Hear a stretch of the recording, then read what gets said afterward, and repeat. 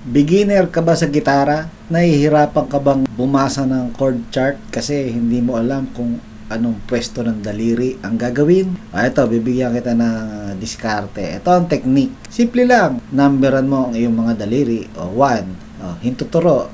Okay? Index. 1. Sunod-sunod. 2. Middle.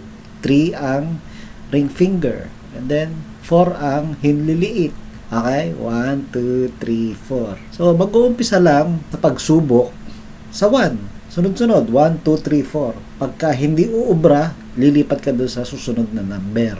Ganun lang. Anong example natin? G. Okay? G. So, anong sabi sa G? Diba sabi 6 string 3rd fret.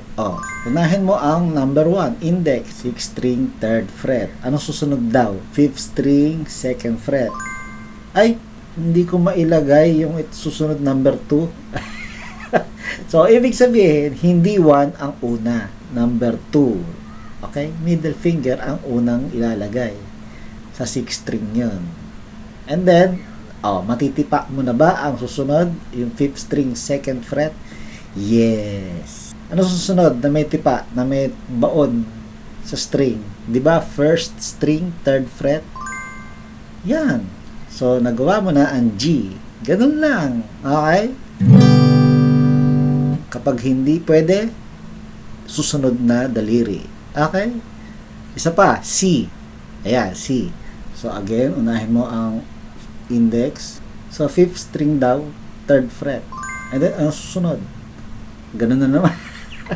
4th string daw, 2nd fret. Hindi pwede. Unahin mo ang number 2.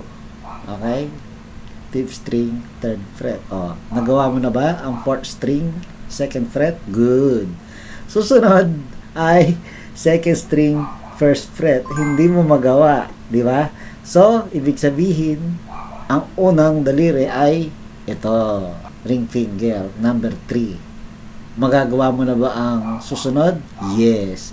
Magagawa mo na ba yung susunod? Yes. Di ba? Nagawa mo na ang C. Alright? Yeah.